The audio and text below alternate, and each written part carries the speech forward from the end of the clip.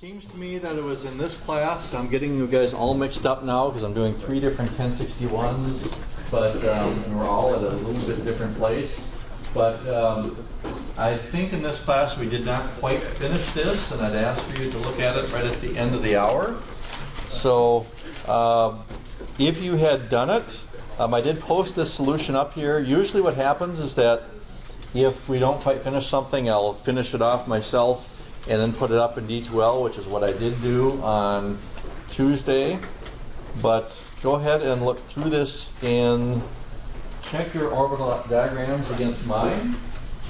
And if you were to answer these properly, we would have seen that the sulfur here was the paramagnetic substance. The zinc was diamagnetic. And are there any questions on these two? Any questions on these two? Now, I think we mentioned the other day that I wish that the name paramagnetic meant that they were actually paired, but it doesn't. So you'll kind of need to remember that when you use these terms here, that paramagnetic actually means that they are unpaired. And there actually is some way that term para, the prefix is used later on in organic chemistry. If they're diamagnetic, this means that all the electrons are paired up. Yes? Another way you can remember it is di means 2. So yes, di does mean 2 electrons. If you wind up taking organic, this does have to do with positioning of groups on different sides of the para and ortho. Yes, of organic molecules. But when you get there, you'll find out about that. Okay, so any questions on these? Okay, one term that did not show up here the other day was the term ferromagnetic. In fact, your text does not even use the term ferromagnetic until I looked it up in your index. And you have a custom published textbook and does not even discuss ferromagnetism until like chapter 22 or 23. And those chapters have not even been included in your textbook anyhow. But if you're wondering what ferromagnetism is, this is the magnetism with which most of you are familiar with. So if you use like a magnet, a permanent magnet of some sort, that permanent magnet that you're looking at is referred to as ferromagnetism.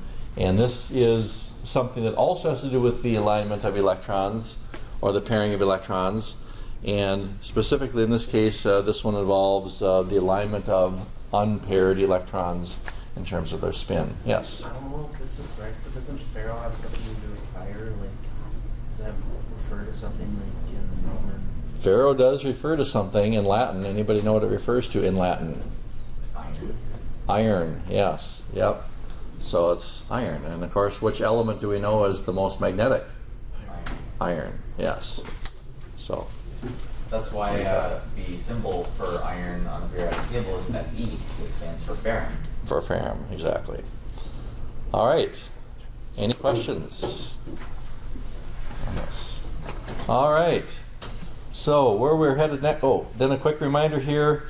Again, I've seen a few of you in my office here. Remember that the last day to withdraw is on next Tuesday. You're in a situation where you want to talk about your status in this course, do see me. Today, we're going to work a little bit with the, I guess probably the first one we're going to look at is this one here in your packet. And this will be the front page if you're going to fold it. You want to fold it so this periodic table is on the cover. And the first thing I'd like you to do here is take about 2 or 3 minutes and go through there and try to locate elements in which the configuration that is shown on this table is different than what we would predict from the building up principle. So find elements that have a configuration that is different than what we'd predict based on the building up principle. And once you find them, go ahead and circle them. See how many you can find. And after about a minute or two, we're going to have you compare some answers. Now, this is out of your text, page 348. If it's easier for you to see it using color instead of the grayscale. Your grayscale actually didn't turn out too bad. Mine was crappy. What do we start? The ones where the configurations differ from what's predicted from the building up principle.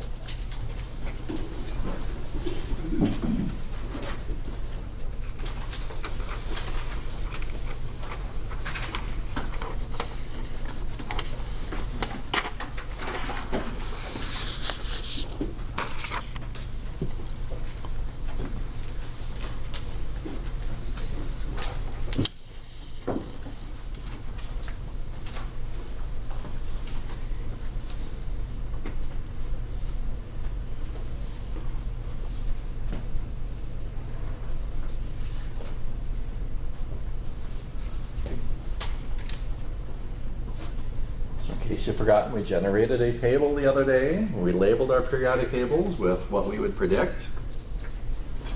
And so if you don't have your periodic tables out for another day and forgot how to generate it on your own, you might want to pull those periodic tables out.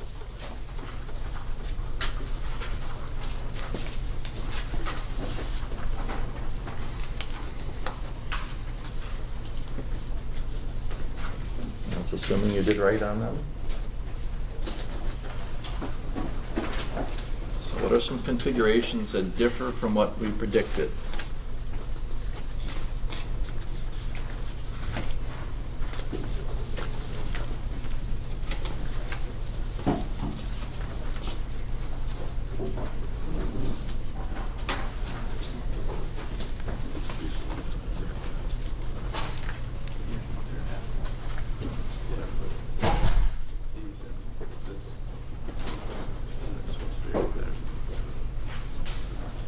All right, let's compare answers. Find some of them there. Compare the ones that you've circled with your neighbors. And if you have no clue, you especially want to be comparing with a neighbor.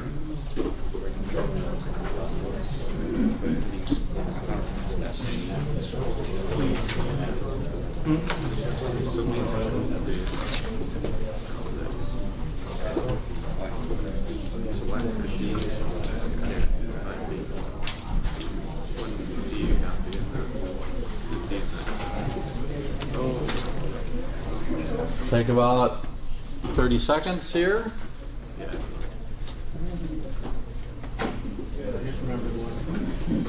Just found one.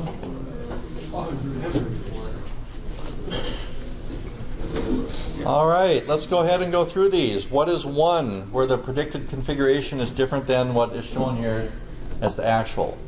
Just give the atomic number. 24. 24. Very good. What's another one? 29. 29. What's another one? 41. 41. Yes, correct. What's another one? 42. 42. Another one? 44. 44. That's correct. 45. 45. 46. 46. 47. 47. 78. 78. 79. Correct. Now notice where these are all falling. These are falling in the D block. If we go through and remind you what we predicted for these configurations, this was D1, D2, D3, D4, D5, D6, D7, D8, D9, and D10. And so again, this is what we predicted based on the building up principle. These configurations are the ones that we actually find in the atoms. Now if you look for exceptions in the S block, are there any exceptions?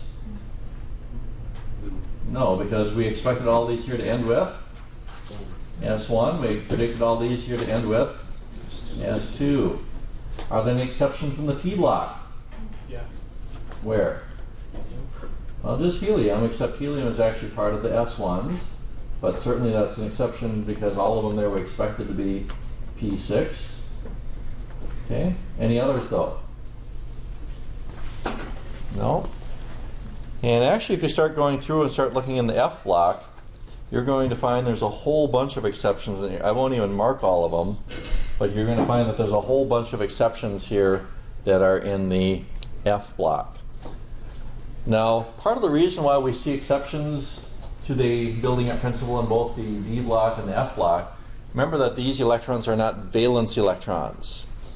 Now, if we did not pick this up the other day, which electrons are the valence electrons?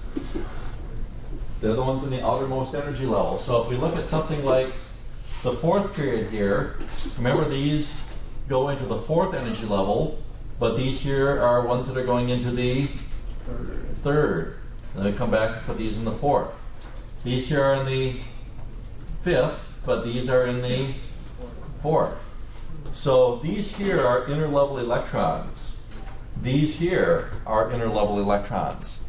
So when we see exceptions to the rules, those are the ones that are the inner level electrons. And there's a couple reasons for that, and one of the reasons you may remember, we'll go back to a diagram we had here the other day. One of the reasons for this has to do with, trying to find the right page, I think it's right here. Here we go. Remember what happens now that as we go to increasing distances from the nucleus, with each energy level that we add in one more sublevel. And a couple things are happening here. First of all, what's happening to the spacing between energy levels? They're shrinking down. And not only are they shrinking down, but each time we add on an energy level, we add in one more sublevel. So once we get up to the third energy level, we have 3 sublevels. In the fourth, we have 4 sublevels. When we get up to the fifth, we have 5 sublevels, and so on. So each time we add on an energy level, we have one more sublevel that's present. And because they get closer and closer together, what happens is that these sublevels get closer and closer, and they begin to overlap more in terms of their potential energy. So what happens then is that when electrons are going into the atoms here, especially once they're going into these inner level electrons, right here, which my laser pointers aren't working, here we go. Once they go into here, they're going into inner levels, and then we begin to notice some other patterns that begin to develop. And it turns out that whenever we see some exceptions to them, we notice that a number that shows up a whole lot here is this D5, but also what appears a whole lot here is this D10. And so it turns out that, and we're not going to worry about what the reason is in here, but it turns out that there's something probably exceptionally stable about either having half-filled orbitals or completely filled orbitals.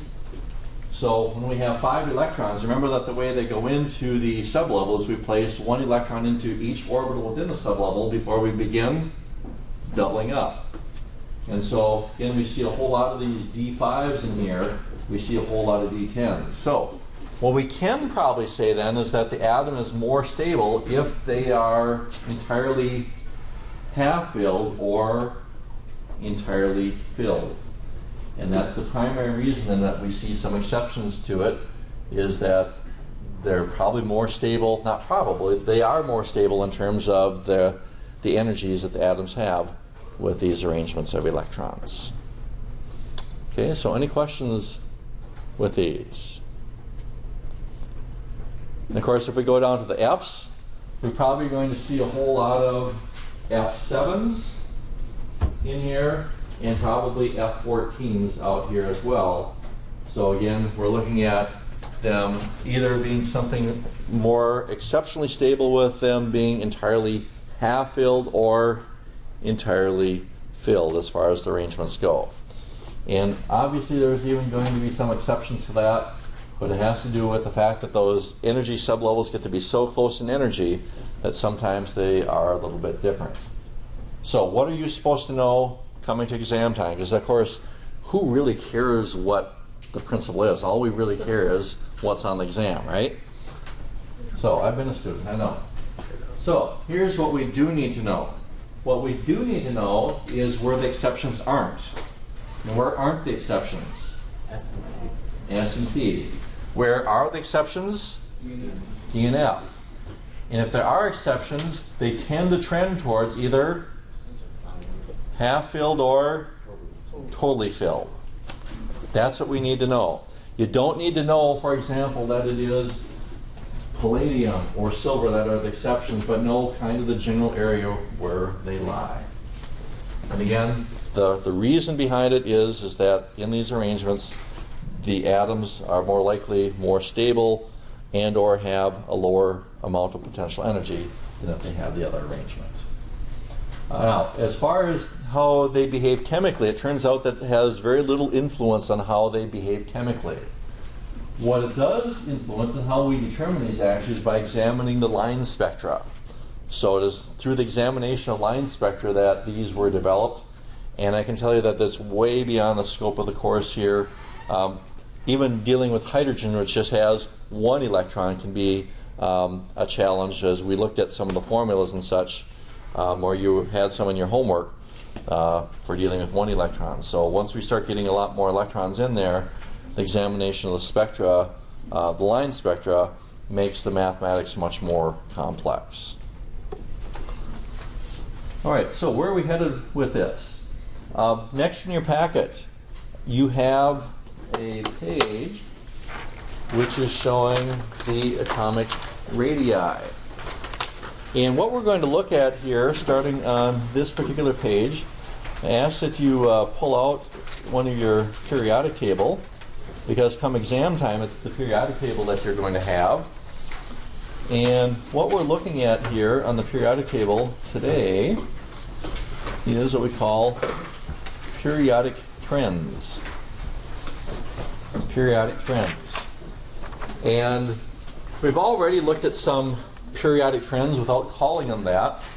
Some of the periodic trends we looked at was the arrangement of these electrons in the different orbitals. The other thing we looked at as far as periodic trends, we demonstrated in here on Tuesday, we demonstrated lithium, sodium, and potassium. We found that all of these metals were ones that were very reactive. What else do they share in common? They're very soft. And so the other trend we saw is that as we went down within a group, the elements became more reactive, and they also became softer. So this was something that when we talk about the periodic table, when scientists use the word period, and this is now, if you want to know where it comes from, in science, a period is something that occurs at a regular interval or a predictable interval. And so we might talk about the period of the moon, or we might talk about the period of the Earth. And the period of the Earth revolving around the sun, that would be 300, I have to remember my revolving and rotating. Revolving around the sun, that's 365 days, but we could also talk about the period of it rotating on its axis, which is about 24 hours. So that's something that occurs on a regular basis. We could talk about the period of a pendulum as being something we swing back and forth, and the amount of time it takes for it to go out and back. Well, same here is true with the periodic table. What repeats itself in a regular pattern is its chemical properties. But there's also some other trends that we're going to look at, and one of them that we'll look at here is the atomic radii. And so what I'd like for you to do here is to take a couple minutes, once again, and look at the data. You have two pieces of data on this sheet, or two figures, and I'd like for you to do these two things. I'd like for you to determine the trend in the atomic radii as we move across the periodic table from left to right, and the trend as we go down within a group. So again, go down within a group and across. So do the atomic radii increase, decrease, what happens? So we'll give you a couple minutes, figure out what those trends are, compare with a neighbor, and then we'll talk about it. So look at the data. There's always going to be exceptions to any rule. But what is the general trend? Again, as we go down within the group, we go across, go left to right. Lower numerical period, H.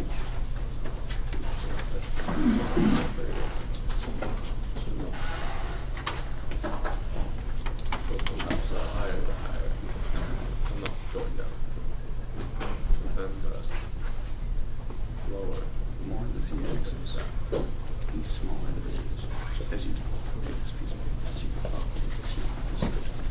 By the way, these measurements are given in units of picometers. Picometers.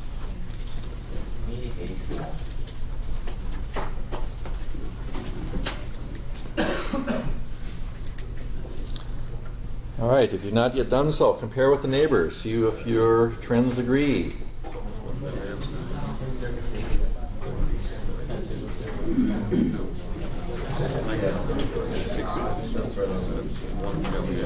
So this way and then this way. Very yeah.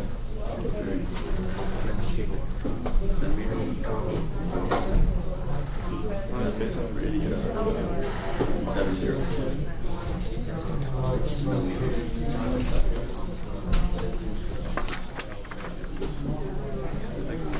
All right, let's see what they are. Okay, if we go down within a group, what happens to the radius? Increases. All right, that one should make sense. As we go across from left to right, what happens? They decrease. That's a general rule. There are some exceptions, but this is a general rule. Okay, now, it might be counterintuitive. Which one of these two is going to probably be counterintuitive? That is, doesn't make sense. That they decrease when you go farther over. Right. The one that we say it decreases when we go from left to right probably doesn't make sense. The one as we go down within a group should make sense. And that should make the most sense because, of course, as we go down within a group, what happens to the number of energy levels? It increases. It increases. So that one should make sense. This is second energy level, third energy level, fourth energy level, and so on. But as we go across from left to right, we say, well, we're adding in more electrons. If we're adding in more electrons, it only makes sense that the sizes should increase, but they don't increase, they actually decrease. Now the reason for that, we'll go back to the front page. There's a little diagram at the very bottom, right here, there we go, that looks at what we call shielding and the effective nuclear charge. And by the way, the effective nuclear charge is often abbreviated like this, Z, the subscript of EFF, for the effective nuclear charge. Z itself, I don't know if you used this terminology earlier this semester, but what does Z by itself stand for? Stands for the atomic number, exactly. So if we say that Z is equal to 15, then that means that the atomic number is 15. Okay, but it also stands for what's called the nuclear charge. So if we looked at something like phosphorus, which is atomic number 15, we'd say that the nuclear charge of phosphorus is 15. Okay, and that's because there are 15 protons in the nucleus. Okay, but now what we need to do is we need to calculate what's called the effective nuclear charge. What I'll tell you right now is that this isn't the right formula. This is the one you're going to use, this is the one I'm going to use, but this is not the one that actually measures the effective nuclear charge. We are going to be approximating the effective nuclear charge because the effective nuclear charge is much, much more complex than what I'm going to make it out to be or what your textbook makes it out to be. But here's how it works. First of all, we have electrons that are a part of the core, and we have electrons that are in the outermost energy level. We say that the electrons in the core provide shielding to the valence electrons that basically protect it from the full effect of the nucleus. So a valence electron that sits out here is going to be shielded from the nucleus by two core electrons, that is two interlevel electrons. And so the 1s sublevel here has those two. And so if we wanted to figure out what that effective nuclear charge is, I calculated it a little bit differently. Basically, I'm going to take the nuclear charge, which is 3, and I'm going to subtract from it the number of interlevel electrons, which in this case is 2. We subtract 3 minus 2, we wind up with a value of 1. But we do need to remember that charges, and again, if this isn't clear or hasn't been made clear yet, I know where the sign belongs. When we write the sign after number, this is referring to a charge. When we put the sign in front of a number, we're referring to either a positive or negative number. So So this is not the wrong way of writing the sign. This is the correct way of writing the sign when we want to show it representing a charge. So we say that the effective nuclear charge in this case isn't equal to, but it is approximately 1 positive. And you can think of it like this way as another way. Basically, these two inner level electrons cancel out 2 protons. Okay? So count the number of inner level electrons. That number of inner level electrons will cancel out an equal number of protons in terms of what the outer level electrons observe. So now, we put this into another context. Let's look at the some elements. We're not going to look at all of them. Let's pick out 3 elements here in group 2. I'm going to pick out lithium, nitrogen, and neon. So in the periodic table, I am pulling these out: lithium, nitrogen, and neon. And we're going to look at these as examples. And what we're going to do for each one of these now is we're going to write their electron configuration. So we'll start with lithium, which is 1s2, followed by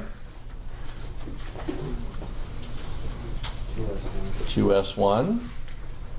We go to nitrogen, which is going to be 1s2, 2s2, followed by 2p3, and then neon, which is 1s2, 2s2, followed by 2p6. Okay, the next thing we're going to do with these then is we're going to show where the electrons are located in here in relation to the nucleus. So for each one of these now, I'm going to draw in the nucleus. We're going to make our nuclei very simple. We're going to show the protons that are found in the nucleus. Lithium is going to have how many protons? 3. Nitrogen will have 7, and neon would have 10. And these numbers come from the periodic table. Which value? Atomic number. So then we look at it, and we see that lithium has how many different energy levels? There's 2 different energy levels. So we put in 1 here, and now we're going to show them as orbits to simplify it. Even though they aren't orbits, we'll show them. Nitrogen is going to have how many energy levels? Well, actually, in terms of energy levels, it has just 2. Because remember that these are sublevels. Both of these sublevels are the same second energy level. So there's actually only 2 energy levels for nitrogen, and neon would have 2 energy levels as well. So now once we draw them in here, we're then going to show where those electrons are located. In the case of lithium, how many are in this first energy level? 2. Just 2. And in the second energy level, there would be 1. And nitrogen, how many are in the first level? 2. How many are in the second level? 5. There we go. We got 5 of them in the second level. And then the third one, the neon, how many in the first level? And in the last level, there'd be 8. So 1, 2, 3, 4, 5, 6, 7, 8. Now, what the effective nuclear charge is, and this is what we're going to calculate for each one of these,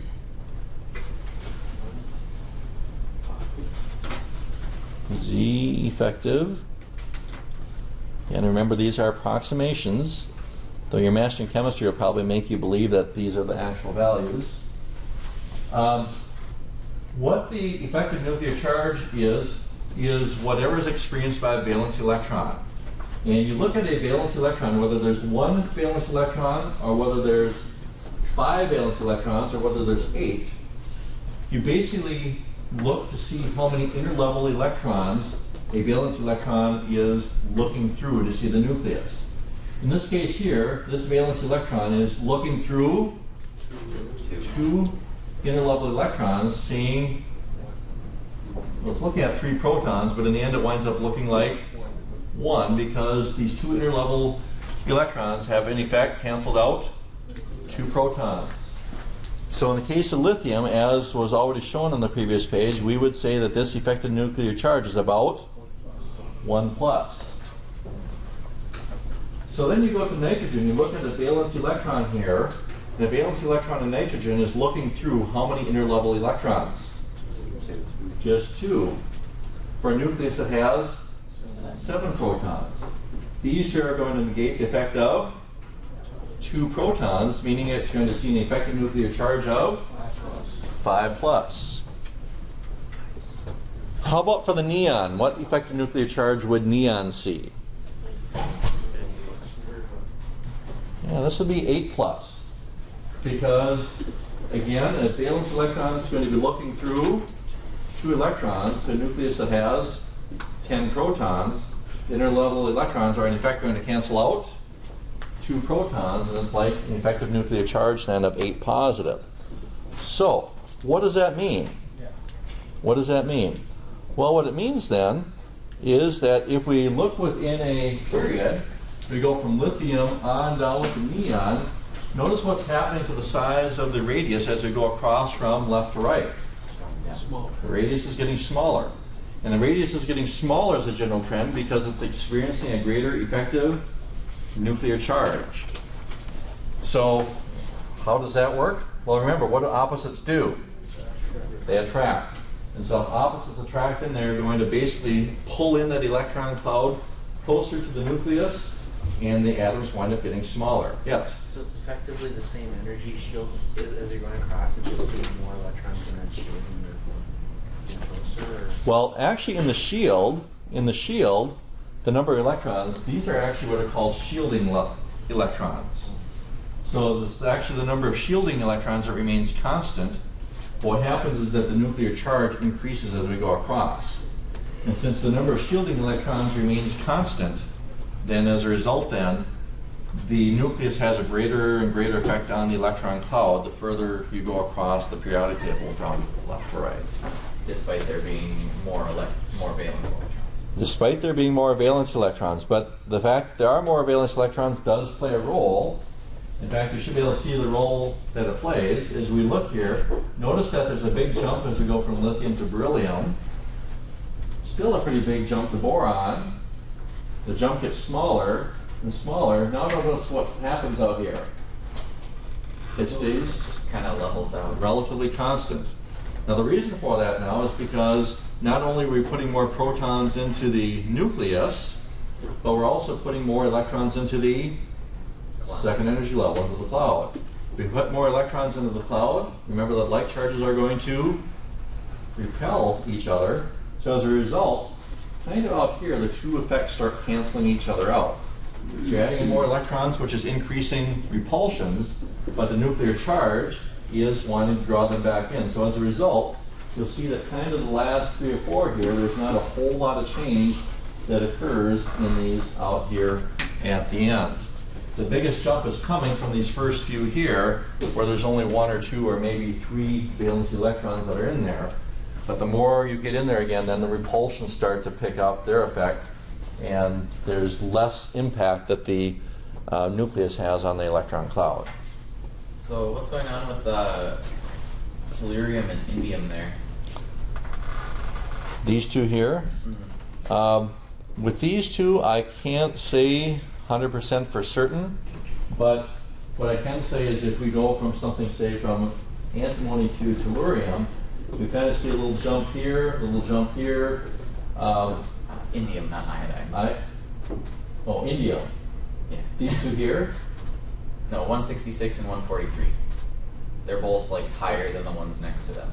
Then, okay, so this one is higher than the 10. Cadmium and tin, yeah. Okay, well, if you go and look at these right here, I see what you're asking. Okay, let's consider what these electrons are. In fact, if you look at these here, remember that these are part of which block? The D block. All right, these are part of the D block. If we go back to where we started here today in the D block, we go back, about right here. remember now that these electrons are not valence electrons. These electrons here are inner level electrons. Okay, so if you look, in fact, if you look at all of these here in the D block, kind of as a general rule, how many valence electrons do all of these here have? 2. They'll have 2. Exactly. Most of these in here, as a general rule, have 2 valence electrons. Now some have 1, some are showing none, but as a general rule, these here have 2 valence electrons. And because they have 2 valence electrons, that means that their effective nuclear, in fact, the effective nuclear charge is going to be about equal to the number of valence electrons on an approximation basis. And so most of these in here are going to have an effective nuclear charge of approximately 2 if we were to calculate them. And what happens in here is that because these are inner level electrons, they're not going on the outside, but they're rather going on the inside. We start seeing a little bit of shrinking down here, and then the trend actually is going up. Once we get down to ruthenium here and up, then the radii actually start to increase. Because there's more shielding electrons. There's more shielding electrons, exactly, but it's actually not due to that. It's actually due to the fact that once we get down to here, we're starting now, let's see, this D1, D2, D3, D4, D5, D6. Now we're starting to pack more electrons into those inner level d orbitals. And so then the repulsions start to take over in this place. So you start putting in 2 electrons into this d orbital, 2 into this one, 2 into this one, and now you've all of a sudden packed a whole bunch of more electrons into there, and then the repulsions start to take over and push out. And then once you get back to indium out here, then you're now putting another electron into a valence shell. So that's what happens in there. So I guess the point we want to make with all this here is what do we need to know, because that's all you really care about anyhow, right? What do we need to know? And that is that we do have the 2 valence electrons in part here. Again, the effective nuclear charge remains constant in this piece. But more importantly, we'd like you to be able to explain why the radius decreases here as we go across from left to right. And the radius decreases because as we go across from left to right, we experience an increase in the effective nuclear charge, exactly. And so as the effective nuclear charge increases, that serves to draw the electron cloud in closer to the nucleus. If we went on to look at something like arsenic, for example, and we want to look at the effective nuclear charge on a more complex element, we could do that. So let's look very quickly at arsenic. Arsenic as an electron configuration has a configuration of 1s2, 2s2, 2p6, 3s2, 3p6. Let's see, after 3p is going to come these here, which is 4s2. All of these here, which would be 3d10. And these here then, which would be out to 4p3. So again, 4s2, 3d10, 4p3. So now if we were to construct what a model of this one would look like, and we want to calculate the approximate effective nuclear charge, we look to the nucleus. The nucleus of arsenic will have how many protons? 33 protons. And then we count how many energy levels we have. And how many energy levels do we have here? 4. There's 4. So we'll put in 1, 2, 3, 4. Then we place them in here. The first energy level now has 2 electrons. Second energy level has 8 electrons. So put in 1, 2, 3, 4, 5, 6, 7, 8. The third energy level has how many? How much? 18. So 1, 2, 3, 4, 5, 6, 7, 8, 9, 10, 11, 12, 13, 14, 15, 16, 17, 18. And then the valence shell has how many? It has 5. And so put in the 1, 2, 3, 4, 5. Well, what's going to be most important to calculate the effective nuclear charge is to figure out how many inner level electrons there are. How many inner level electrons are there altogether? Well, this math should be easy because how many valence electrons are there? There's 5.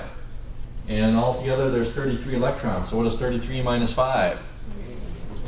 That's going to be 28. So there's 28 inner level electrons.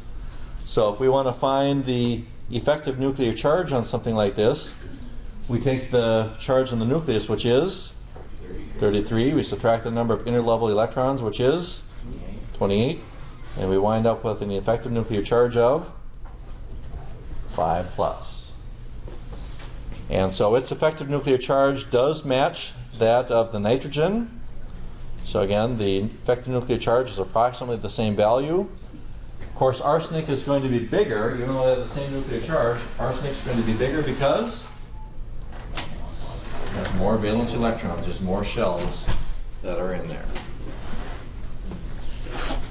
So any questions do you have on atomic radii? Yeah, what importance is this? Well, one of the importance might be when it comes to things like crystal structure. I can think of, well, and this one isn't with crystal structure, but with glass. Sometimes you can strengthen glass. There's glass that's based with sodium metal and some with potassium. Potassium being a little bit larger radius than does the sodium. You can substitute one element for another, and you can, because of the size, firm up the structure, the integrity of the glass. It could be in terms of crystal structure, whatever it is you're making, to try to change the properties of it based on the sizes of the atoms. So, Gorilla Glass. okay, let's do the next one. In the packet, we have the next one here, which is first ionization energies. And let's talk about what an ionization energy is. We define the ionization energy like this.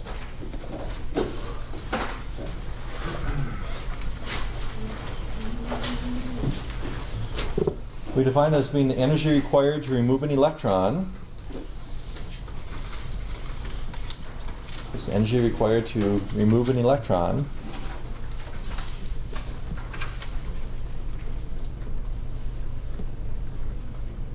from an atom in the gaseous phase.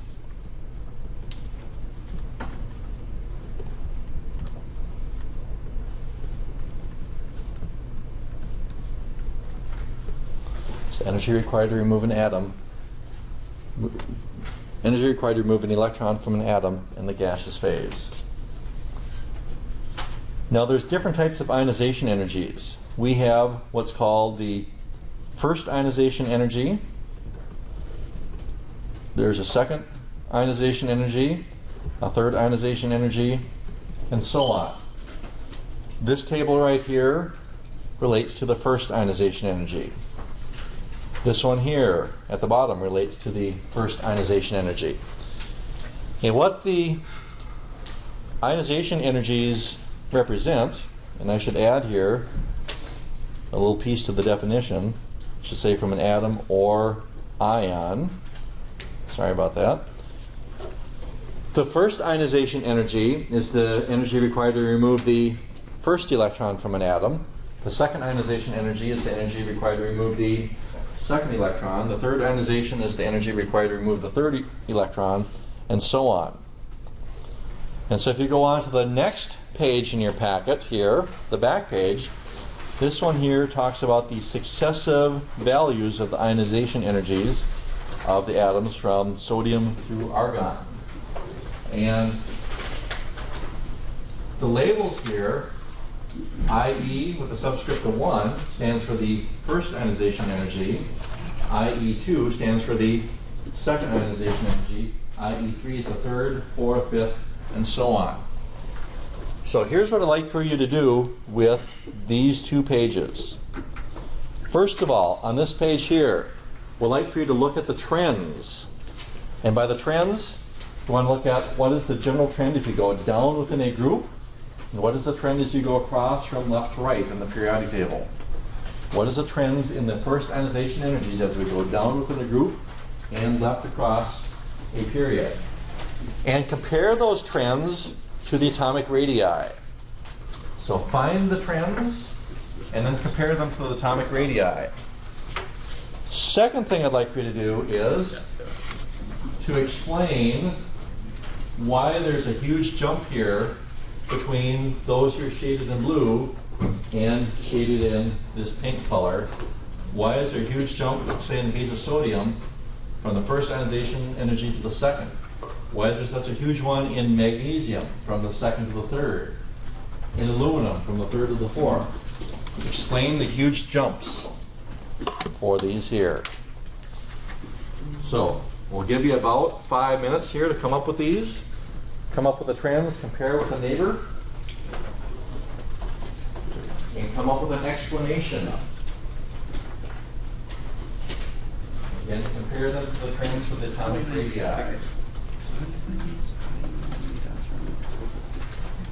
That's what this is. Here there's 1, first that, and there's 2, and then there's the second level, 2, so there's 2, there's 2, 2p6, so there's 2, 6 more, so that's 8, and that's all 8 right there, and the 3 is that 2, the 6, and the 10, right, no, that's very close to 3, so it says room 50 is n minus 1.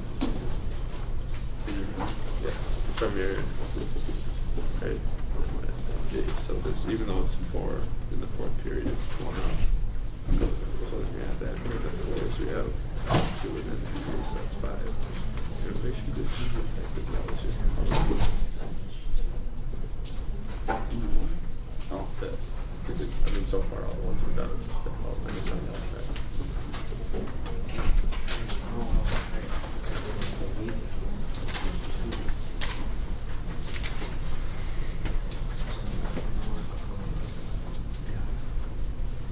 Come exam time, you're going to have this periodic table.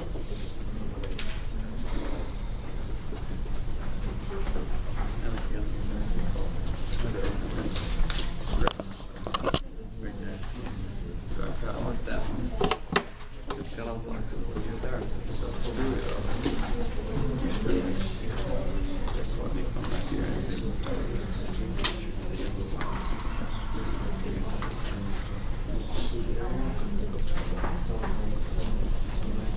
Right off.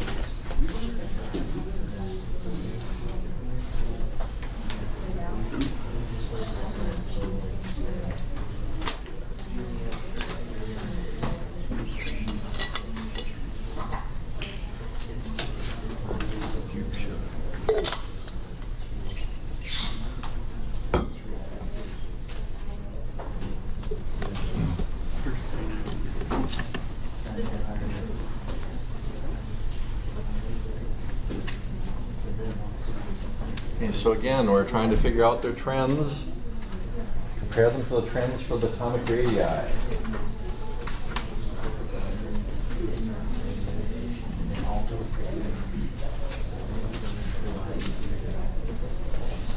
And then we want to explain the successive ionization energies on the last table.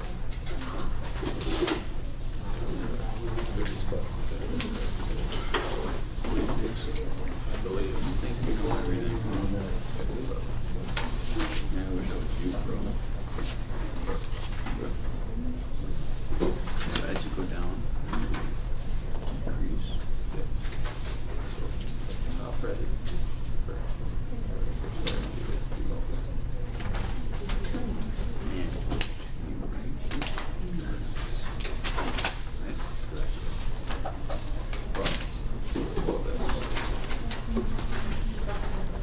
Take another 30 seconds, half a minute.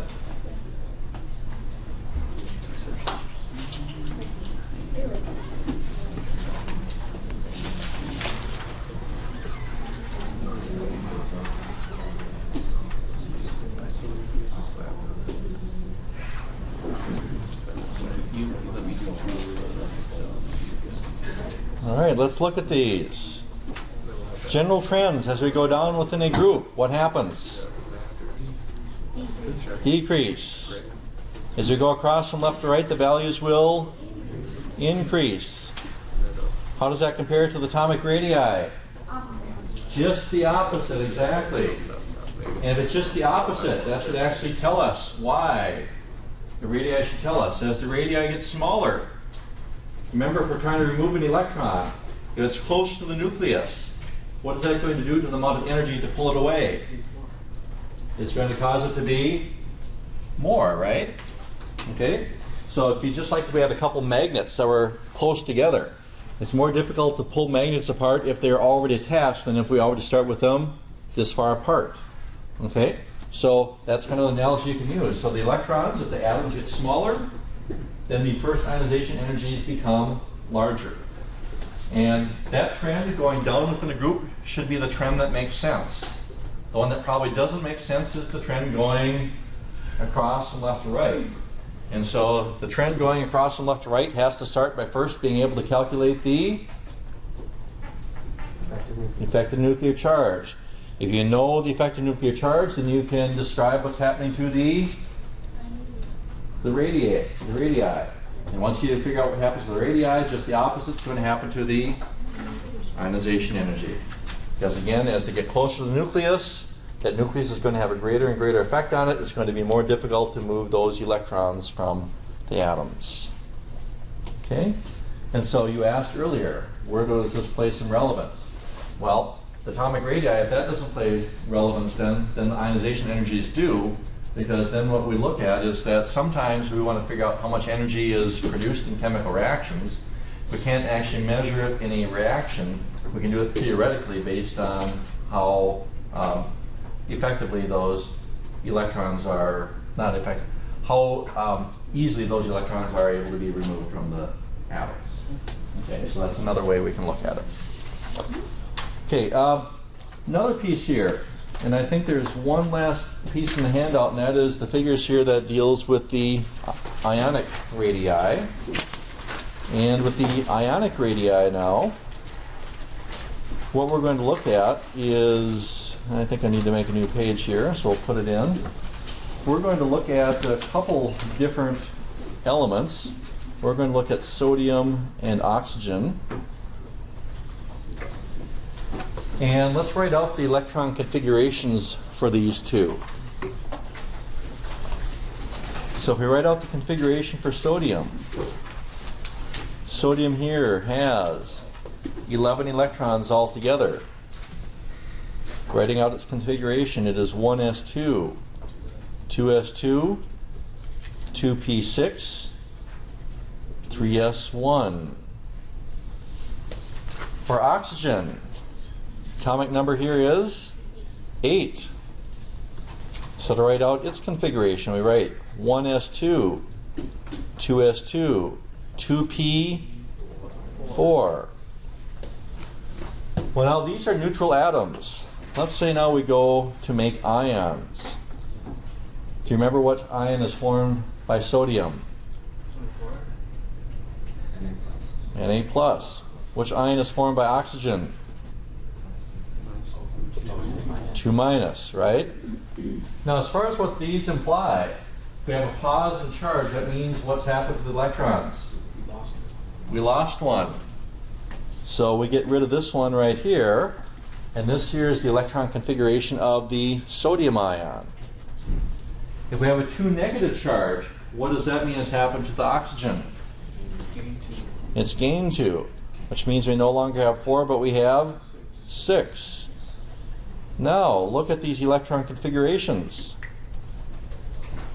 How do they compare? They are the same. And we say that these two are isoelectronic to each other. They are what we refer to as isoelectronic species. The term iso stands for equal or the same. And so these are same electron species, same electron particles. So now we want to compare the size of these two. Let's compare the size. If we're going to compare the size to them, what we need to do is we need to look at the effective nuclear charge that is experienced by each one. So we draw in the protons in the nucleus, and we show their energy levels. Now an atom of sodium is going to have how many protons in its nucleus? And oxygen will have how many protons in its nucleus? And of course the numbers 11 and 8 come from where? Atomic number. Yes.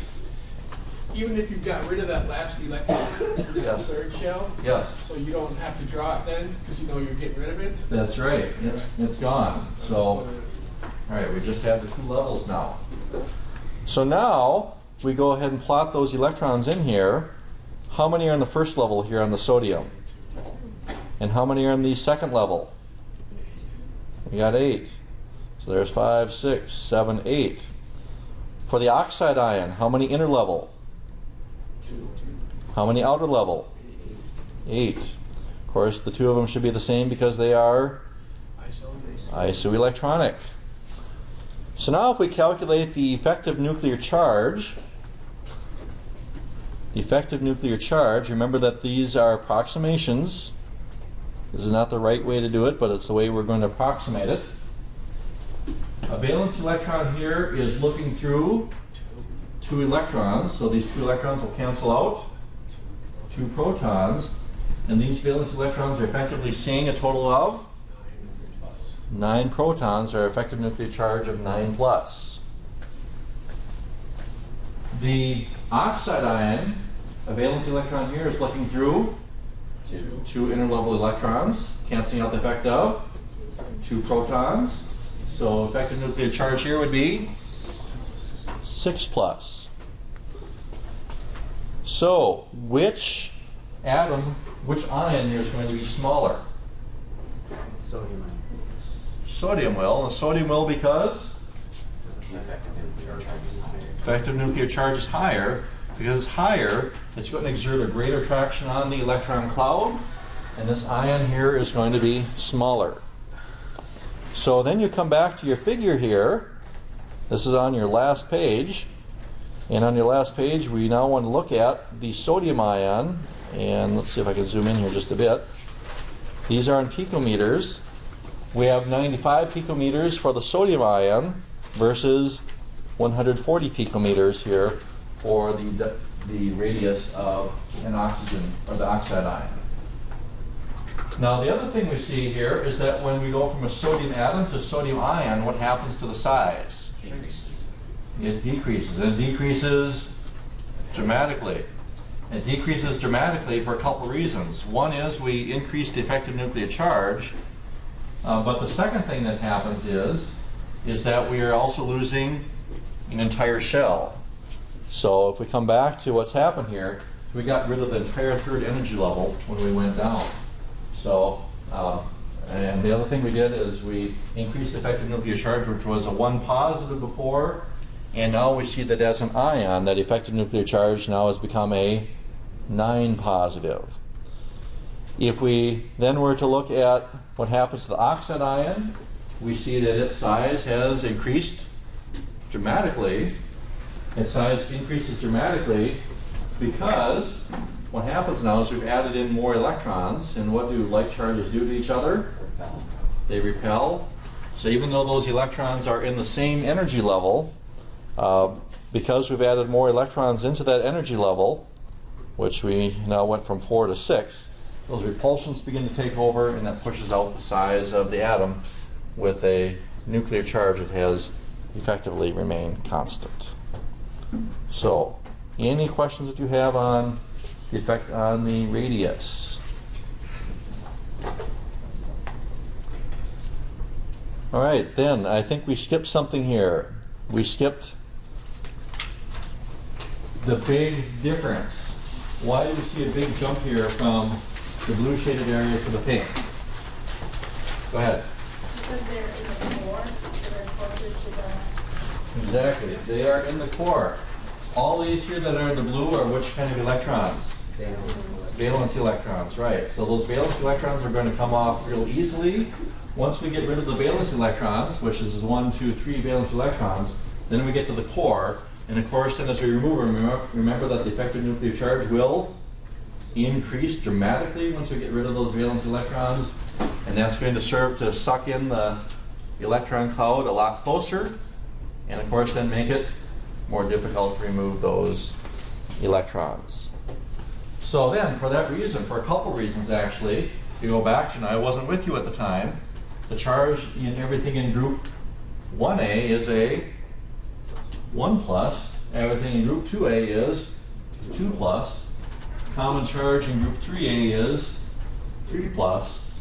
After that, then once we get to the nonmetals, we actually have to start looking at the other property that's in here, and that other property is the electron affinities.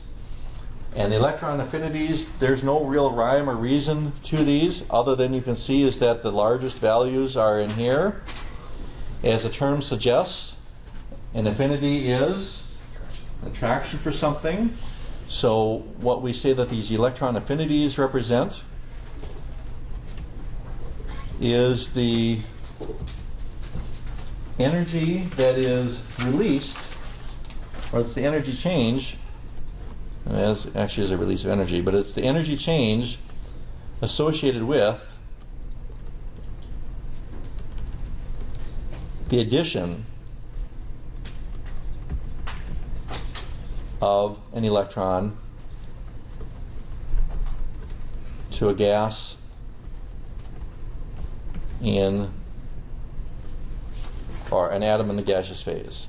Sorry, to an atom in the gaseous phase.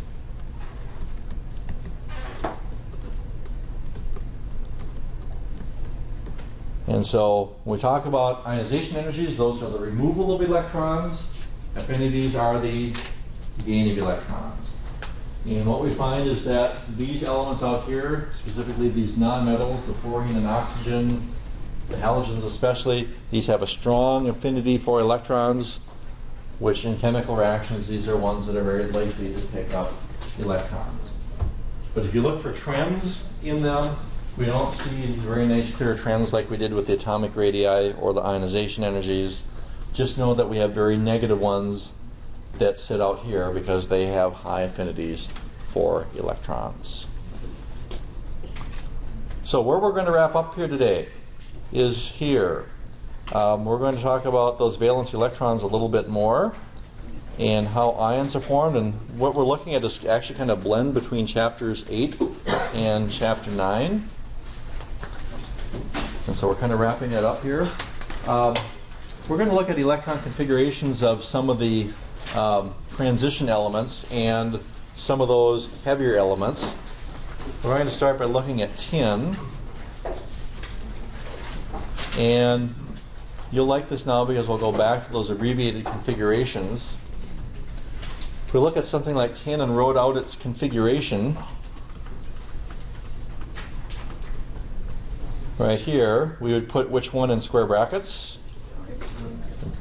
Square brackets, and after krypton would come 5s2. Then these here, which would be 4d10. And these two here, which would be not 6p, but 5p2. So where do we have them? Krypton, 5s2, 4d10, and 5p2. Now, anybody know the two common ions that tin forms? Based on its location, what would we suppose one of those charges would be? Tin 2 is one of them. And the other common charge is tin 4.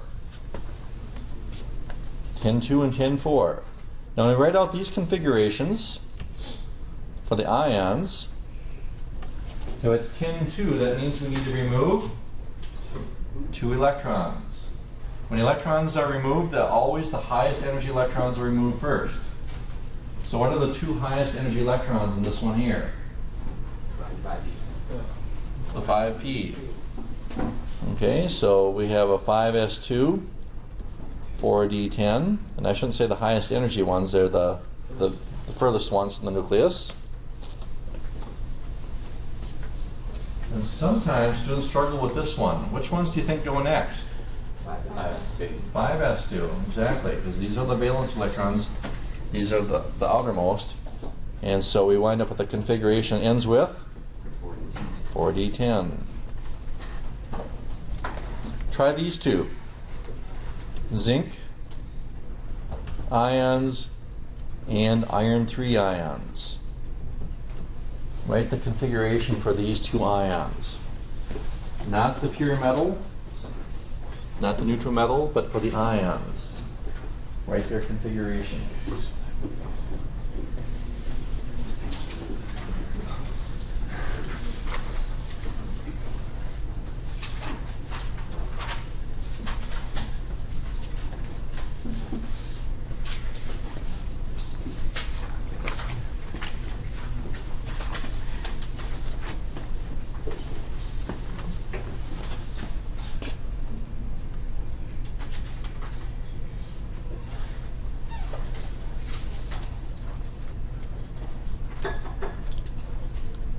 There we are.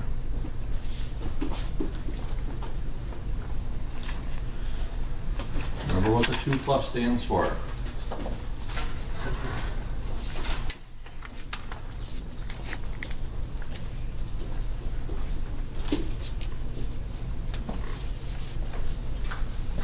Go ahead and compare your answers.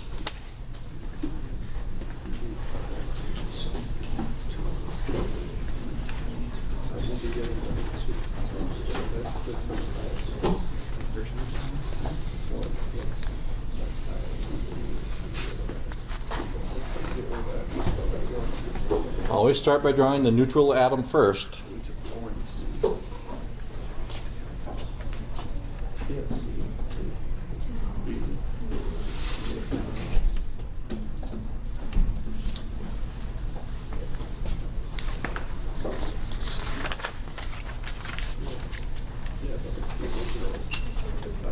What's going to go in square brackets on each one? Argon will. After argon for the zinc ions would be 3d10. How about for the iron 3? 3d5. Now the reason why it's this one here is because we also had, if we have a neutral zinc, this also had 4s2, and the 2 s electrons were removed.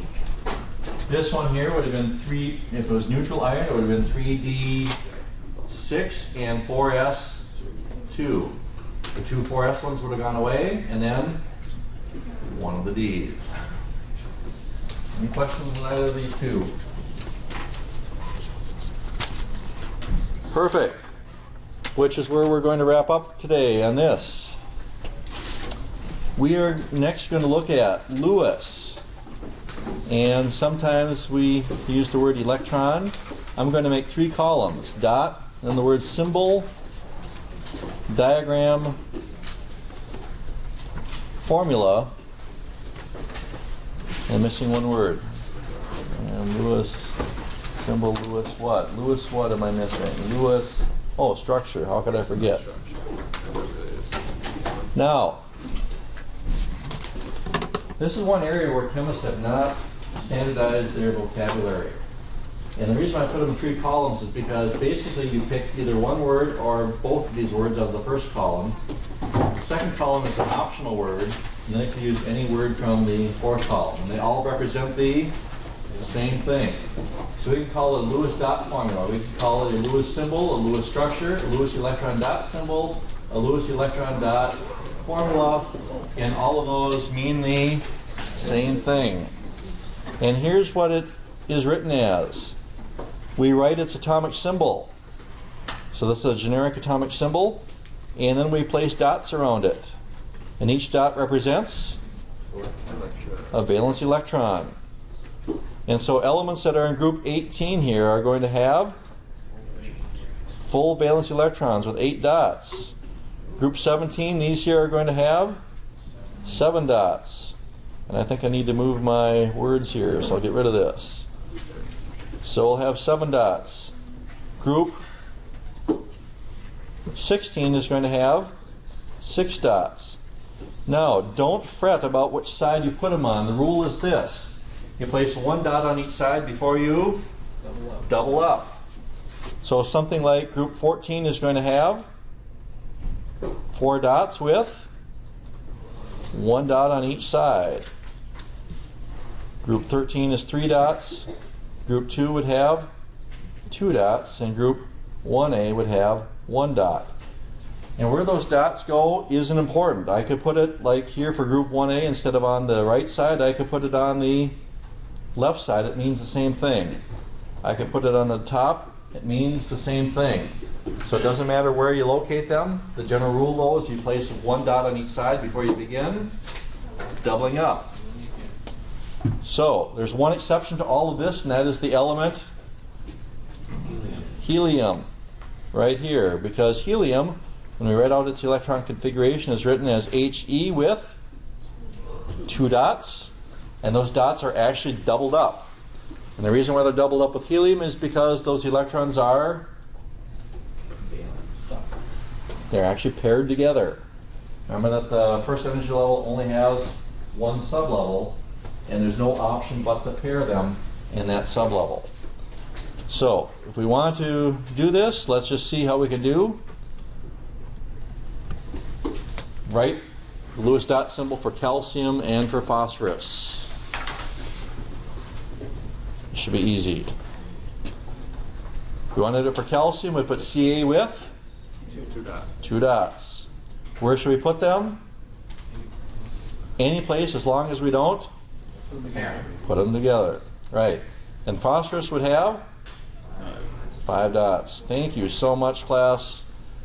That is it here for today. We'll pick up with bonding on Tuesday.